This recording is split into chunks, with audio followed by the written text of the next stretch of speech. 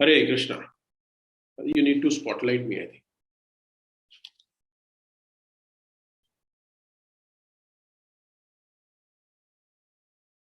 And I request admin to, if this can be recorded, this lecture. It is being Satyabhama recorded. Mataji, She's recording it. she is recording it, Prabhuji. Thank you. So आप सभी भक्तों का हार्दिक स्वागत इस प्रातःकालीन श्रीमद् भागवतम सप्ताह में। बहुत सुंदर श्लोक है, इसका अनुवाद को हम फिर से एक बार पढ़ेंगे। हे सूत गोस्वामी, आपका मंगल हो। कृपा करके भगवान के कार्य को कह सुनाइए, क्योंकि ये उदार एवं स्तुति के योग्य है। ऐसा कौन भक्त है जो भगवान की अमृतमय लीलाओं को सुनकर तृप्त हो जाए। यहाँ पे हम देख रहे हैं कि सुनना, hearing process is most important. इस अध्याय का जो शीर्षक है वो है मैत्रेय विदुर संवाद। हम देख रहे हैं कि थर्ड कैंटो ये पूरा मैत्रेय और विदुर जी का संवाद है। तो यहाँ पे हम देख रहे हैं कि हिरण्याक्ष का वध हुआ है, वध हो गया है। और वध होने के बाद ये वध की कथा कैसे भगवान वराह हिरण्याक्ष का वध करते हैं, और उसके बाद वहां पे ब्रेक है कि हम देखते हैं कि कथा समाप्त हुई है। और कथा समाप्त होके महाप्रसादे गोविंद ने, इट वॉज कंटिन्यू। एक अभी मुझे याद आ गया, महाप्रसादे मैंने बोला इसके लिए, एक भक्त बता रहे थे कि भगवान को उठाने के कुछ मंत्र हैं, भगवान को सुलाने के भी मंत्र हैं, करेक्ट। तो भक्तों को उठाने का मंत्र और भक्तों को सुलाने का मंत्र क्या है? भक्तों को सुलाने का मंत्र है ओम नमो भगवते वासुदेवाय। करेक्ट। भक्तों को सुलाने का मंत्र। तो ऐसे बता रहे थे अपने लेक्चर में कि जब श्रीमद् भागवतम हम पढ़ते हैं और ओम नमो भगवते वासुदेवाय चलता है तो क्या होता है कि भक्त लोग सोना शुरू कर देते हैं। और फिर वो तब उठते हैं जब भागवतम समाप्त हो जाता है और महाप्रसाद गोविंद शुरू होता है, तब भगवान को उठाने का, मीन्स भक्तों को उठाने का मंत्र है। तो भक्त बता रहे थे कि भगवान के वो सुलाने का और उठाने का मंत्र है, वैसे ही भक्तों को भी सुलाने का और उठाने का मंत्र है। But I was just, this is joking, it's not a part of the lecture, but I just remembered to, I think I should share you, तो थोड़ा हंसी मजाक हो जाए, तो अगर शायद कोई सोए हुए हैं कैमरा के पीछे तो उड़ जाएंगे। तो यहाँ पे प्रश्न चल रहे हैं, शौनक आदि ऋषि सुत गोस्वामी को प्रश्न कर रहे हैं, पूछ रहे हैं कि आगे स्वयंभू मनु है, वो कार्यकलाप कैसे करेंगे, आगे का कार्यकलाप कैसे होगा। तो ये 7वें श्लोक तक पूछेंगे, और ये प्रश्न के साथ साथ भगवान का गुणगान भी कर रहे हैं, भगवान की कथाओं का, भगवान की लीलाओं का, और ये प्रश्न भी पूछ रहे हैं और गुणगान भी हो रहा है। ये प्रश्न करने की कला है, इसको कहते हैं प्रश्न पूछने की कला। This is a submissive reaction, this is a submissive भाव, हम कह सकते हैं कि सरेंडर होके प्रश्न करते हैं। ये भाव है कि हम कैसे तृप्त होए। इसका मतलब क्या है कि आप कथा सुनाते रहिए, हमें और सुनना है नहीं, हम कैसे तृप्त हो सकते हैं। देखिए कितना सुंदर प्रश्न करने की कला है। तो यहाँ पे शौनक आदि ऋषि पूछ रहे हैं कि हमारा यह प्रश्न है कि विदुर जो इतने महान भक्त हैं, वो मैत्रेय ऋषि के साथ बैठ के कोई गृहस्थ जीवन या व्यवहारिक जीवन की तो कथा नहीं करते होंगे। तो ये हो गया, अभी क्या किया उन्होंने, और भी किया ही होगा, और भी सुनना है हमें, और भी चर्चा कर सुनी हुई है, वो हमें सुननी है। इसके पीछे वाला श्लोक आपने जो कल देखा, शौनक ने विदुर तथा मैत्र के बीच होने वाले वार्तालाप के संबंध में प्रश्न किया कि भगवान की निर्मल लीलाओं को अनेक आख्यान रहे होंगे। ऐसे आख्यानों को सुनना गंगा जल में स्नान करने के सदस्य है, क्योंकि इससे सभी पाप बंधन छूट जाते हैं। आप उन लीलाओं को व्याख्यान करिए कि उस लीलाओं को कैसे सुनना है। क्योंकि उन लीलाओं को सुनना वो एक गंगा जल में स्नान करने के समान है। स्नान करना, जैसे गंगा जल में स्नान किया जाता है, ये सुनना, हियरिंग प्रोसेस। और कह रहे हैं कि आप भगवान के कार्यकलापों को सुनाइए, आपका मंगल हो। तो ऐसा कोई भी भक्त नहीं होता जो भगवान की लीलाओं को सुन के तृप्त हो जाता है। He want to hear more and more. वो तृप्त नहीं होता, he is never satisfied. हम लोग कहते हैं कभी कभी, मुझे बहुत आनंद आ गया, बहुत अच्छा लगा, चलो अभी घर जाते हैं अभी घर जाते हैं। तो यहाँ पे इस श्लोक में बहुत छोटा सा तात्पर्य है, और श्लोक भी बहुत इजी है, बट ये श्लोक भक्त का गुण दर्शाता है। What is the quality of devotee? He always engaged himself in hearing process and he never satisfied. Never satisfied मतलब उसको सुनना और ज्यादा अच्छा लगता है। He continues hearing. He engaged himself in the hearing. अभी वो hearing क्या हो सकता है? कथा भी हो सकती है, कीर्तन भी हो सकता है, और प्रचार के बारे में कार्य भी हो सकता है।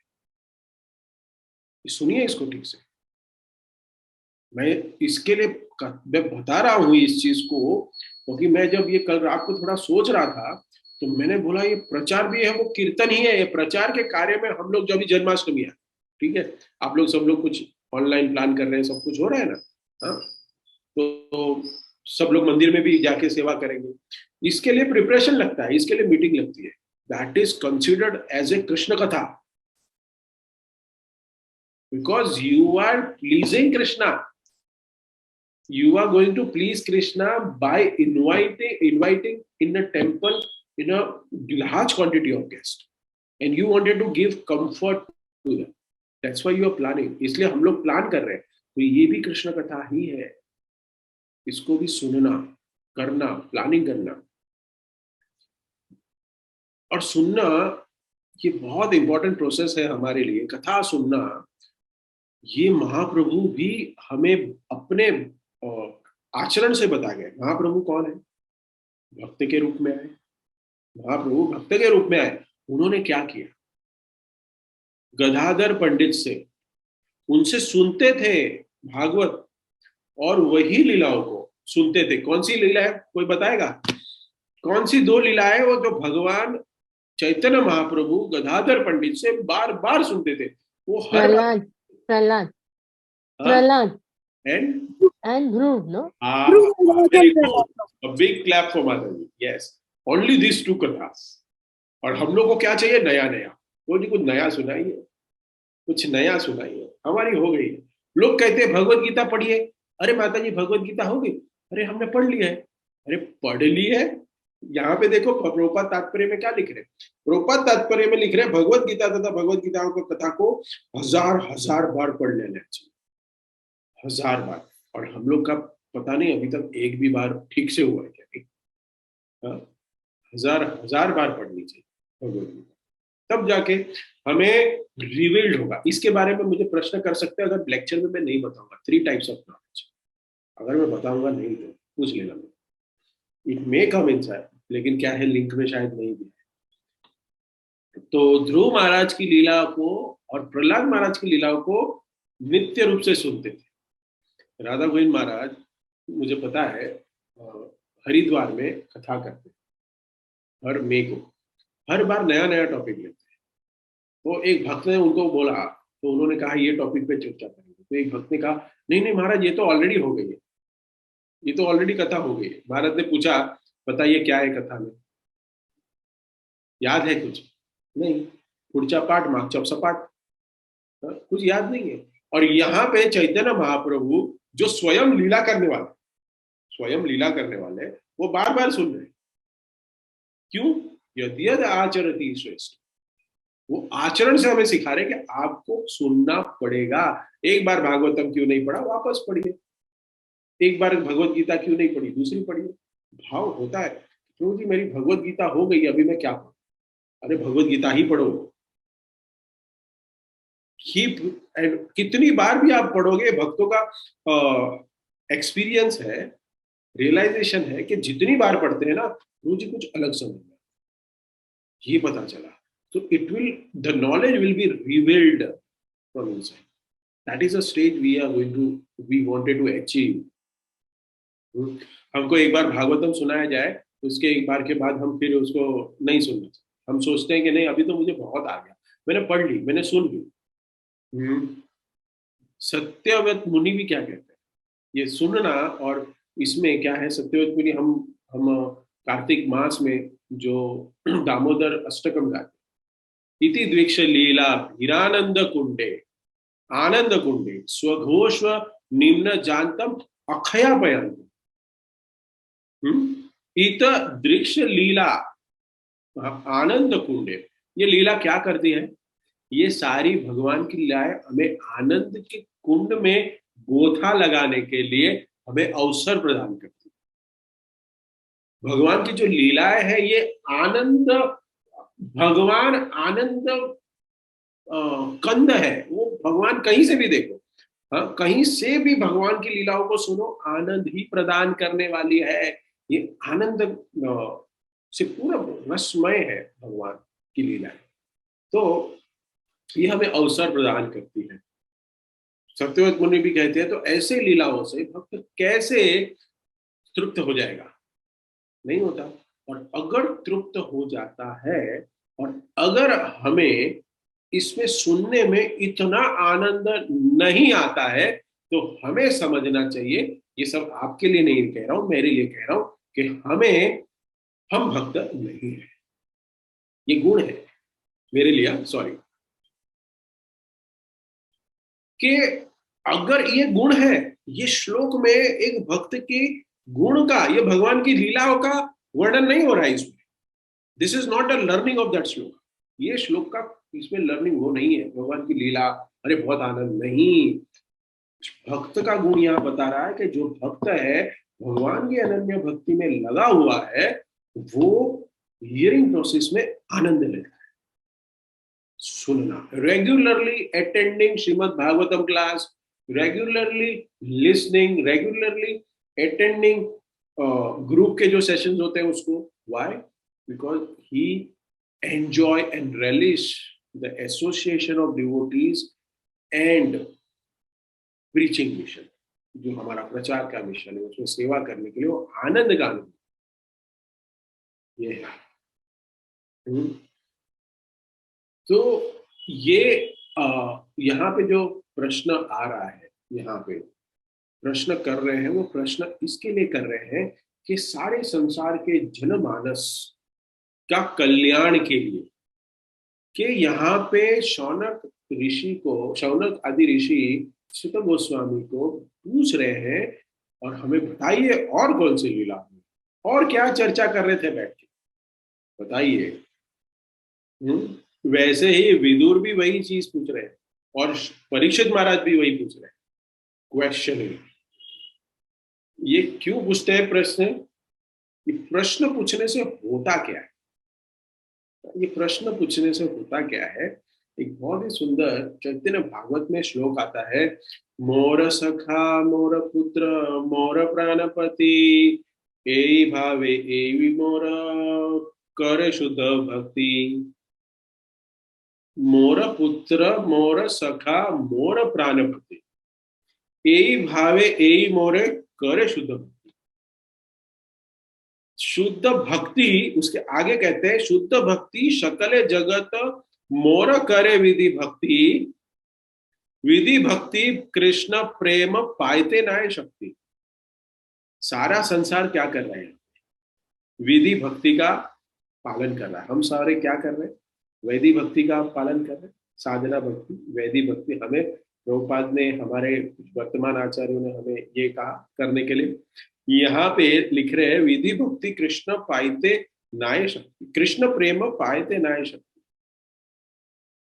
हम विधि भक्ति अगर हम करेंगे, हमें प्रभुपाद ने दी, हमारे आचार्यों ने हमें दी ये विधि भक्ति, लेकिन ये विधि भक्ति हमें प्रदान कर रहे हैं, लेकिन इस विधि भक्ति से हम प्रेम भक्ति, जो रागानुगा भक्ति है, उसको नहीं पा सकते, नहीं पा सकते। The biggest question arise here, सबसे बड़ा कहते हैं ना, मिस्ट्री रिवील्स हियर, कि ये चैतन्य महाप्रभु ने कहा कि आप लोग विधि भक्ति करके कृष्ण प्रेम नहीं प्राप्त कर सकते। ये क्या हो गया प्रभु जी, ये कहाँ हमें लगा दिया आपने?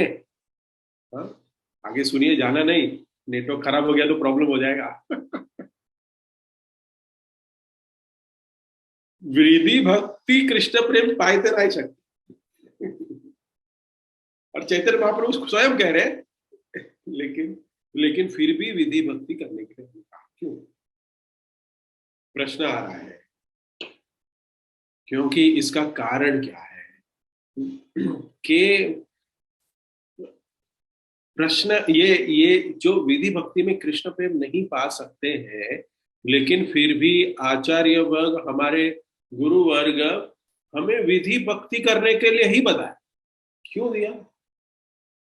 क्योंकि विधि भक्ति को हमें पालन करने से, विधि भक्ति पालन करने से ही हम रागानुगा भक्ति, प्रेम भक्ति तक पहुंच सकते हैं। You can not directly jump on a terrace.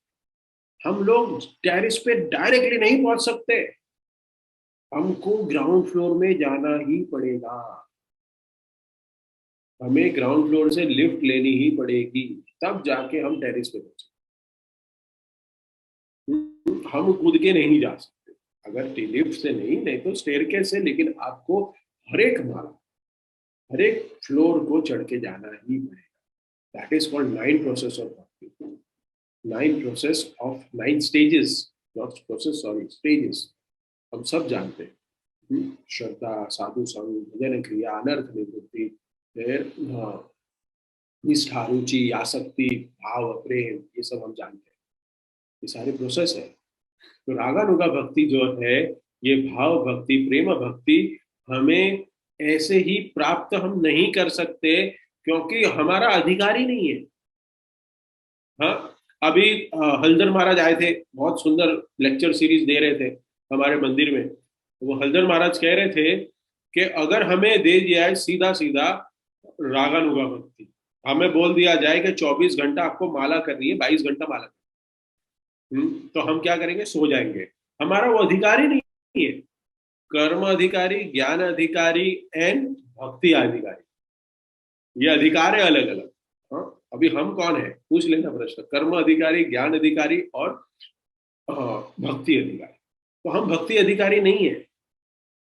हाँ, और ये हमारे आचार्य वर्ग, प्रभुपाद और हमारे वर्तमान आचार्य जानते हैं कि हमारी कोई क्षमता नहीं है, हमारा अधिकार ही नहीं है। इसके लिए हमें ये विधि भक्ति, वैधि भक्ति, साधना भक्ति हमें दी है, क्योंकि हमें नहीं पता कि हमारा कृष्ण के साथ संबंध क्या है, बहुत सालों से बिछड़े हुए हैं। तो इसीलिए हमें विधि भक्ति, इसके माध्यम से हमें कहा जाना है? यहां तक जाना है, मोर पुत्र मोर सखा मोर प्राणपति, यही भावे यही मोर करे शुद्ध भक्ति। ये प्रोसेस है। इस भाव से हम कृष्ण की तरफ आगे बढ़ पाएंगे, स्लोली स्लोली। डायरेक्ट शुद्ध भक्ति में हम नहीं जा सकते। वेदी भक्ति में अभी भी हमें रुचि नहीं आ रही है, हमें कृष्ण हमारे लगते ही नहीं है, ना सखा लगते हैं, ना पुत्र लगते हैं, ना ही हमारे प्रियतम लगते हैं। सखा, प्राणपति, पुत्र, ये नहीं लगते। लेकिन आहिस्ता आहिस्ता इन लीलाओं को सुनेंगे। हमारी लीलाओं को जब सुनेंगे, भक्तों का संग करेंगे, हरिनाम का जप करेंगे, तब हमारी अनर्थ निवृत्ति होगी, हमारा हृदय शुद्ध होगा, तब ये रिवील होगा। तब शुद्ध भक्तों के कार्यकलापों को भी हम सुनेंगे, तब भगवान की लीलाओं को सुनने के लिए सक्षम होते हैं। तब क्या होता है, हमारे हमारे हृदय में, हमारा हृदय साफ होता है और धीरे धीरे हमारी शुद्ध भक्ति का उद्गम होता है। ये भगवान को इस तरह जान सकते हैं, श्लोक को इस तरह जान सकते हैं, मोर सखा मोर पुत्र मोर प्राणपति। पुत्र मतलब वात्सल्य भाव, सखा मतलब साख्य रस, प्राणपति मतलब माधुर्य रस। हम इस भाव में हम कब जाके प्रोसेस से, वैदिक भक्ति की प्रोसेस से हम शुद्ध भक्ति को कोई व्यक्ति प्राप्त कर सकता है। नहीं तो शुद्ध भक्ति नहीं होती। अरे मेरो लल्लो, मेरो ये, ब्रज में जाते ये भाव हम रिवील करते हैं। वो प्रभुपाद ने नेवर एप्रिशिएटेड है, प्रभुपाद कभी नहीं बताया ये चीज। हम विधि भक्ति में हैं। हमारा जब आहिस्ता आहिस्ता हम ये प्रोसेस को फॉलो करेंगे, तब हम धीरे धीरे हमारे हृदय में नॉलेज रिवील्ड होगा। हम देखते हैं विदुर, यहाँ पे विदुरी है ना, ये चैप्टर में विदुरी है। विदुर की पत्नी क्या कर रही है, भगवान को पुत्र समझ रही है, हा? और पुत्र समझ के क्या खिला रही है भगवान को, केला कि छिलका, केले का छिलका खिला रही है, और के भगवान खा भी रहे हैं। ये भाव भक्ति पुत्र के भाव में देखें बात है। सखा, सखा, भगवान कहते हैं सारे ग्वाल बालों को, तुम्हें पता नहीं मैं राजा का पुत्र हूँ। मैं कौन हूँ, मैं राजा का पुत्र हूँ, मेरे पास 9 लाख गाय है। भगवान को भी गर्व था। यहाँ पे बोलते हैं ना, आपको पता नहीं मेरे पापा कौन है। भगवान भी कहते हैं, ये परंपरा में आता है। आजकल बच्चा जब कहता है ना, तो भगवान ने भी बोला है इस चीज को, लेकिन भगवान में परफेक्टली सूट होता है, क्योंकि सब कुछ उनका है। वहां पे ग्वाल बाल कहते हैं तू हार गया है, अभी तुम्हारे कंधे पे हम चले। नहीं, मैं राजा का पुत्र हूँ, I can not do that. मैं भगवान हूँ, मैं तो राजा का पुत्र के साथ साथ मैं विष्णु भी भगवान भी हूँ। क्या करते हैं ग्वाल बाल, दंडवत करते हैं, नहीं तू जा, तेरे को अभी कल से खेलने नहीं लेंगे, जाओ। और भगवान रोते रोते जाओ। ये लीला है, इसमें भगवान के ऐसी लीलाओं में आनंद लेता है भक्त, आनंद अनुभव करता है। ये अद्भुत अद्भुत लीला है। भगवान की एक लीला है, देखिए, हम जानते हैं ना, रूप गोस्वामी कहता कि राधा रानी के लिए वो पेड़ में से आम तोड़ना था, फिर डाली नीचे खींची भगवान ने, फिर राधा रानी पकड़ रही थी, फिर भगवान ने डाली छोड़ दी, फिर राधा रानी ऊपर चली गई। हाँ, ये लीला है, कितनी मधुर है, आनंद देने वाली है। तो ये नर लीला जो भगवान करते हैं ना, ये जो नर लीला, ये सारा वराह देव आपने सुना, अभी नरसिंह देव भी आगे सुनेंगे, अलग अलग लीलाएं आप लोग सुनेंगे। लेकिन जब 10th कैंटो आएगा ना, नर लीला सबसे, क्या कहते हैं, एकदम रसमयी लीला है। नर लीला सबसे श्रेष्ठ लीला है। उसमें बांसुरी भी बज जाते हैं, और तलवार भी चलाते हैं, और सुदर्शन भी चलाते हैं, सब कुछ करते हैं भगवान।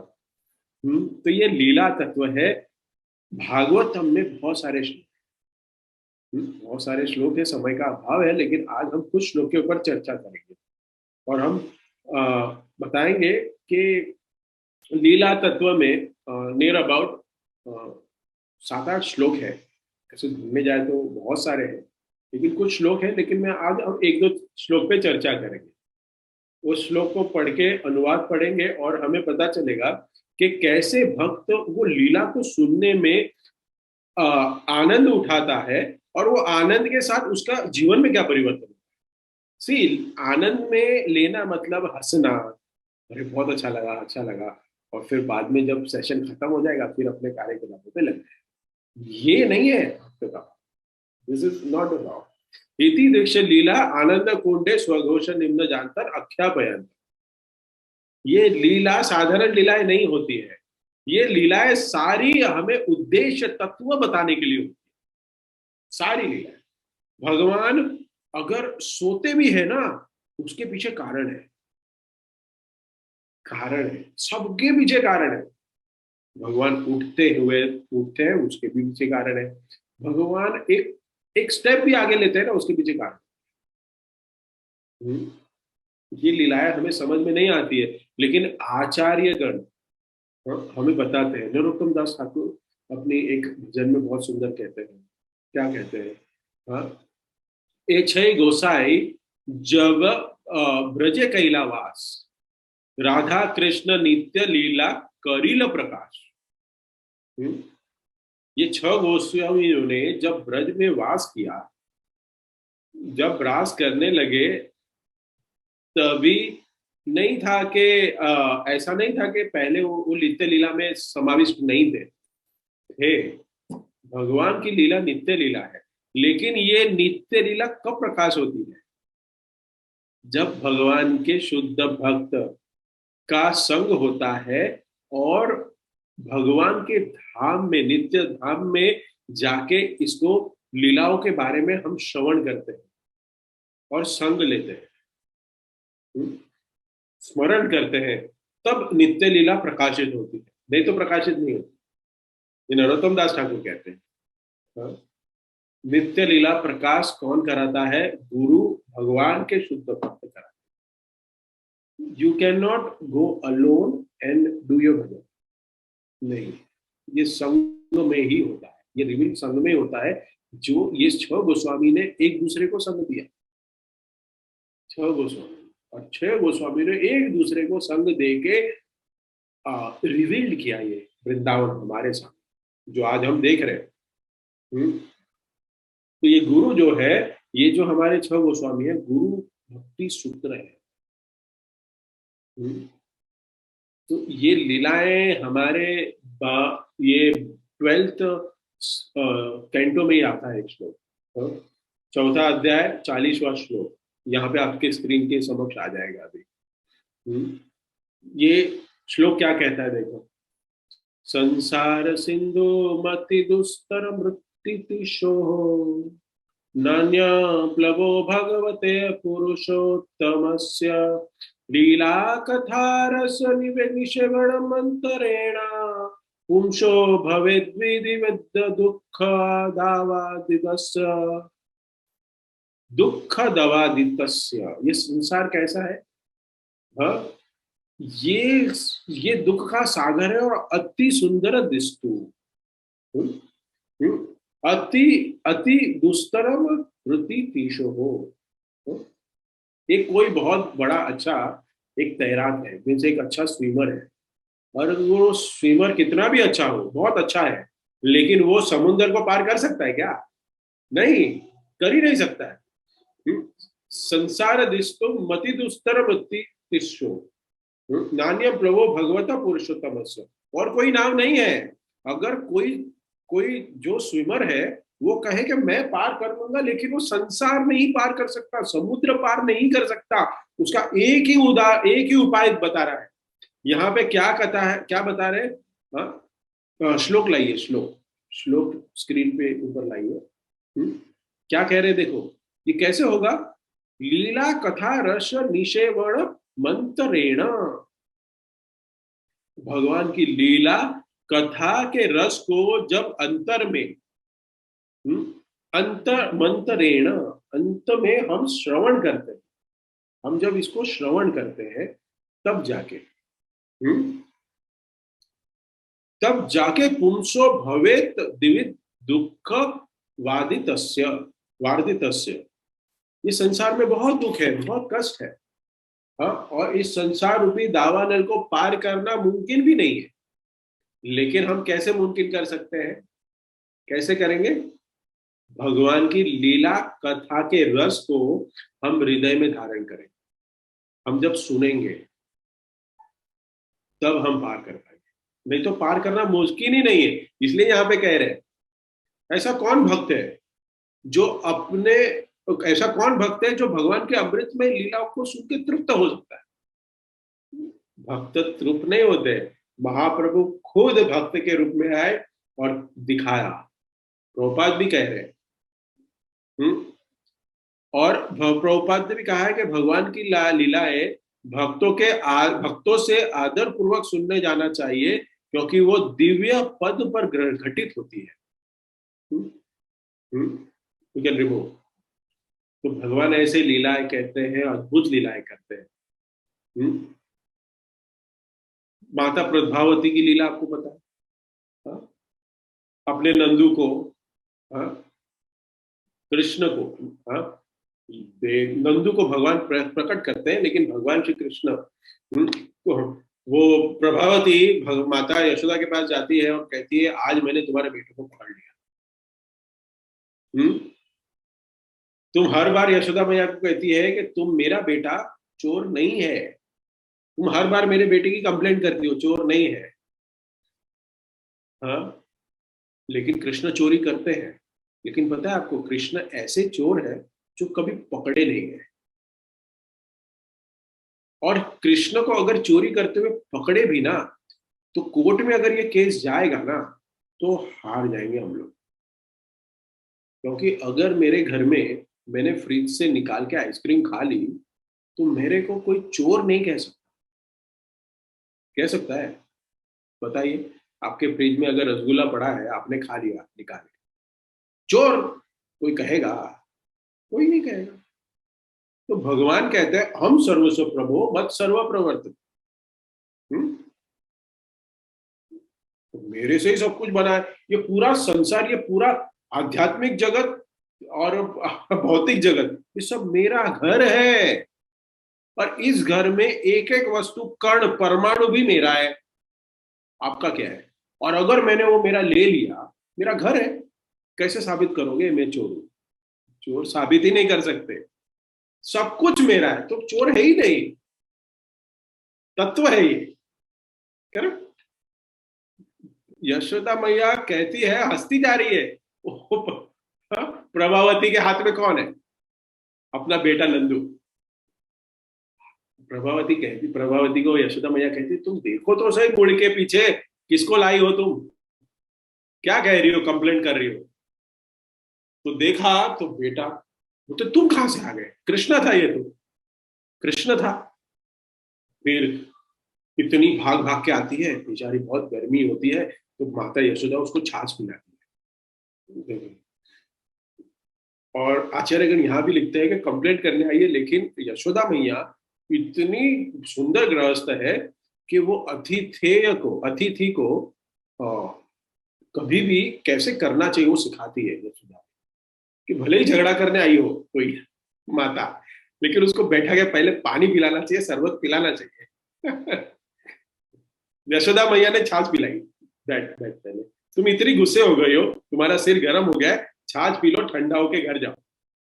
छाछ पिला के पीने के बाद जब प्रभावती जाती है वापस, तो हाथ को पकड़ते हुए लेके जाती है, तब देखते हैं तो वापस नंदू नहीं है, कृष्ण है।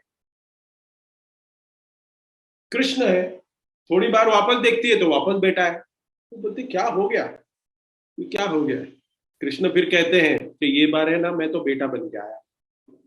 हाँ, तुम मेरा हाथ पकड़ रही थी, तो बेटे का हाथ पकड़ना ठीक है, लेकिन फिर बाद में अगर तुमने वापस ऐसा किया ना, तो फिर मैं तुम्हारा पति बन के आ जाऊंगा। और फिर गांव वाले देखेंगे कि पति का हाथ को खींच के लेके जा रही है, तुम्हारी बेइज्जती होगी। ऐसी लीलाएं भगवान करते हैं।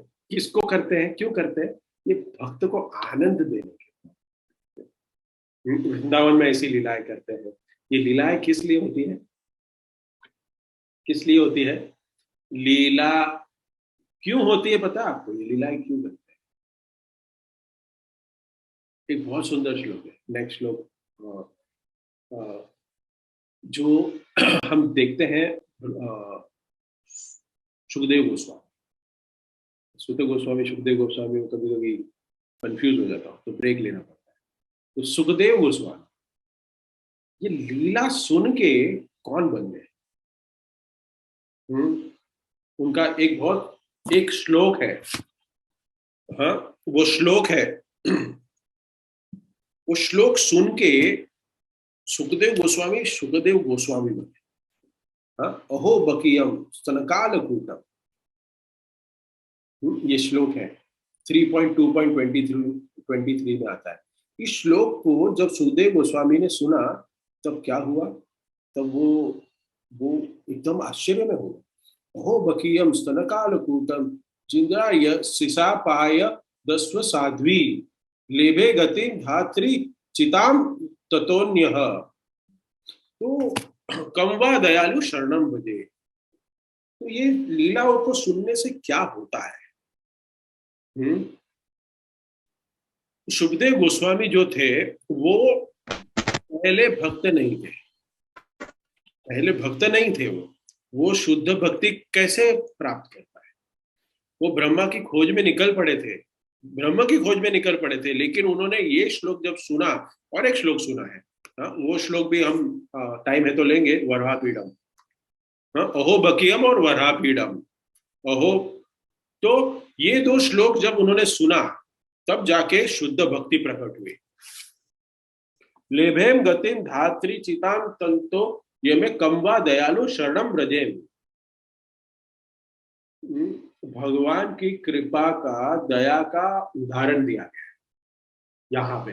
अहो बकियम, बकासुर, अघासुर और पूतना, ये सब फैमिली है। बकियम तो जो स्तन में कालकूट जहर लगे के आई थी, जिगाम सया यद्यपि साध्वी, इतना छोटे बच्चे को कोई मार सकती है, कालकूट जहर लगा के आई है, ऐसे साध्वी को क्या किया? साध्वी थी भी नहीं, दिख रही थी साध्वी, उसको क्या किया? उनको धात्री का स्थान दिया। लेभे गतिम धात्री, आपने क्या दिया? मां का। लेभे गतिम धात्री उचिताम तयो अन्यम। ऐसे दयालु कौन हो सकता है? जब ये सुना ना सुखदेव गोस्वामी ने शेष लोग कि ये भगवान की कृपा, कि भगवान इतने दयालु है कि मारने आई हुई राक्षसी को, साध्वी को धात्री का स्थान दे दिया। तब सुखदेव गोस्वामी सोचते हैं कि ये श्लोक जो है ये आपने कहां से सीखा? और तब जाके वो ब्रह्म ज्ञान से वो शुद्ध भक्ति की तरफ बढ़े। ये भगवान की लीला अद्भुत है। ये भगवान की अद्भुत लीलाएं जो है ना, वो हमें आस्वादन कराए, और ये भगवान की लीलाएं सुन के हम प्रेम भक्ति तक पहुंच सकते हैं। साधना भक्ति से हम प्रेम भक्ति तक पहुंच सकते हैं। इसलिए ये अमृतमय लीलाओं को सुनना बहुत आवश्यक है, और तृप्त नहीं होना है। ऐसा कौन भक्त है? मैं बार बार कह रहा हूं, ऐसा कौन भक्त है जो तृप्त हो गया? अगर वो हो गया तो भक्त नहीं है। ये भक्ति के लक्षण नहीं है। नित्यम भागवत से कंटिन्यूअस हियरिंग प्रोसेस, ये बता रहे हैं ये श्लोक में। कभी भी अमृतमय लीलाओं को सुन के वो कभी तृप्त नहीं होता। ये भक्त के लक्षण, हमें तृप्त नहीं होना है। तब कथामृतम, ये लास्ट श्लोक है 10.31.9 गोपी गीत का। क्या कहते हैं देखिए, इस श्लोक में भी भक्त के गुण, कथा का रस आता है। तवा कथामृतम तप्त जीवनम कवि भीरिदितम कल्म शापहम श्रवण मंडल श्रीमदादतम। ये हमारा मंगल करेगा श्रवण करने से। तवा कथामृतम तप्त जीवनम, तप्त जीवन, भौतिक जगत में दुखियारों का जीवन। देखो प्रभुपाद शब्द का अर्थ क्या देते हैं? तप्त जीवन, भौतिक जगत में दुखियारों का जीवन। ये कथाएं जो है ना, ये संसार के कष्टों को कम करने के लिए, कम होता है ये कष्ट। अपने शब्दों का अमृत तथा आपकी लीलाओं का वर्णन इस भौतिक जगत के कष्ट भोगने वालों के जीवन और प्राण है। विद्वान मुनियों द्वारा प्रसारित ये कथाएं मनुष्यों के पापों को समूल नष्ट करती है। देखिए, नष्ट करना, अनर्थ निवृत्ति। अनर्थ निवृत्ति होती है तब आसक्ति, रुचि, आसक्ति, भाव और प्रेम आता है। इस प्रोसेस को आप समझिए। इसके लिए हमें वैधि भक्ति दी है, इसके लिए 16 माला जप करना अटेंटिवली, हाँ, भगवान के गुरुवाष्टकम गाना, भगवान की पूजा करना, भगवान की कथाओं को सुनना, इसको हम प्रोसेसली धीरे धीरे ग्रेजुअली हम बढ़ाएंगे, तब धीरे धीरे हम क्या इस स्तर पर पहुंच पाएंगे कि भगवान को हम अपना सखा, पुत्र या प्रेमी समझ पाए। और सुनने वालों को सौभाग्य प्रदान करती है। ये कथाएं जगत भर में विस्तीर्णीय है और अत्यधिक शक्ति से ओतप्रोत है। निश्चय ही जो लोग भगवान के संदेश का प्रसार करते हैं वे सबसे बड़े दाता। ये बहुत इंपॉर्टेंट है। निश्चय ही जो लोग भगवान के संदेश का प्रसार करते हैं वो सबसे बड़े दाता। ये भगवान की लीला है। भगवान की लीला को प्रचार है। अभी जन्माष्टमी आ रही है। जन्माष्टमी में ज्यादा से ज्यादा भक्तों को आप लोग प्रोग्राम में इन्वाइट करें। और ये एक क्या कहते हैं, ये एक मौसम है, ये एक माहौल है। जन्माष्टमी है, लीलाएं सुनिए, कथाएं सुनिए। और धीरे धीरे जब वो कथा सुनेंगे ना, फिर उनमें भक्तों का संग करने की रुचि उत्पन्न होगी, फिर जप करेंगे और फिर वो अपने अपने जीवन में परिवर्तन। और इसका कारण कौन होंगे? प्रचार करना चाहिए। ये प्रभुपाद का मिशन है, वेदी भक्ति करके। तो ये लीलाएं सुन के हमें तृप्त कभी नहीं होना है, नॉट सेटिस्फाइड एवरी डे। और ये तो आप लोग कर ही रहे हो। Every day you all here about Krishna कथा, कथामृतम। बहुत सुंदर ये अलग अलग श्लोक है। ऐसे तो बहुत सारे श्लोक हैं जो भगवान की लीला के तत्वों को वर्णन करते हैं, लेकिन मैंने कुछ 3-4 श्लोक बताए आपको कि जिसमें हमें पता चलता है कि लीला सुनने से हमारे हृदय के जो कल्मश है वो नाश होते हैं। तो hearing about lord Krishna's glories and his conjugal pastimes. ठीक है, यहाँ पे हम विराम देंगे। किसी भक्त का कोई प्रश्न, कमेंट्स, टिप्पणी है तो पूछ सकते हैं। मैंने कुछ बीच में 1-2 प्रश्न पूछे थे, लेकिन वो बाद में ले सकते हैं। पहले भक्तों को चांस दें। अगर वो पूछना है तो पूछ सकते हैं। हरे कृष्णा। किसी कोई भक्त का